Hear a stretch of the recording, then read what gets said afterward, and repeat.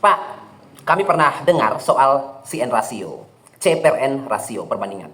Kami sering dengar itu dari penyuluh pertanian, dari pendamping tani, dari seminar, di mana saja kami sering dengar itu. Tapi kami tidak mau terlibat berpikir di dalam situ karena menurut kami CN rasio itu sesuatu hal yang rumit, repot, ribet, dan malas untuk dipelajari. Bapak Ibu, Rahasia kesuburan tanah ada pada CN rasio atau C per N rasio ya. Banyak petani hanya tahu memberi pupuk tetapi tidak tahu bahwa kunci sebenarnya ada pada CN rasio. Nah, ini adalah rahasia sederhana yang menentukan apakah pupuk benar-benar menyuburkan atau malah membuat tanah menjadi lapar. CN rasio adalah perbandingan antara unsur karbon C dan nitrogen N yang terkandung dalam bahan organik. Nah, karbon berfungsi sebagai sumber energi bagi mikroorganisme tanah, sedangkan nitrogen adalah bahan baku utama untuk pembentukan protein.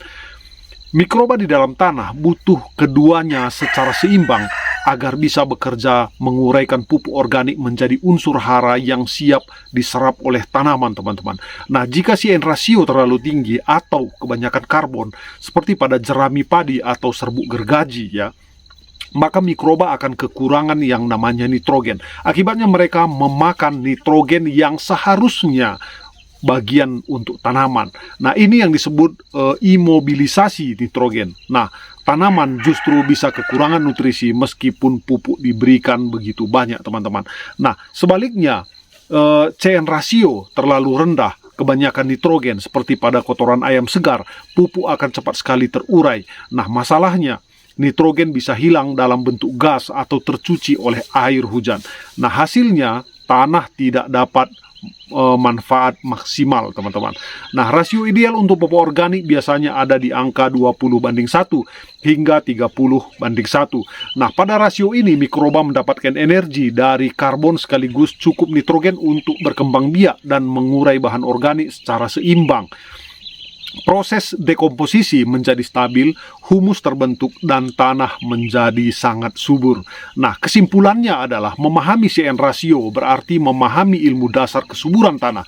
Jangan hanya menumpuk pupuk organik, tetapi pastikan C dan N seimbang. Dengan begitu, setiap pupuk yang kita berikan benar-benar bermanfaat bagi tanaman, bukan justru merugikan. Nah, ini ilmu sederhana yang bisa membuat hasil pertanian di desa jauh lebih melimpah. Nah, kesalahan petani pada umumnya adalah tidak memperhatikan CN rasio ini, teman-teman. Nah, mereka langsung menggunakan jerami, serbuk gergaji, atau kotoran ayam segar tanpa pengomposan terlebih dahulu. Nah, akibatnya tanah lapar nitrogen, pupuk tidak terserap optimal, tanaman justru kekurangan nutrisi, dan hasil panen menurun meski pupuk organik diberikan sangat banyak. Bagaimana menurut kalian?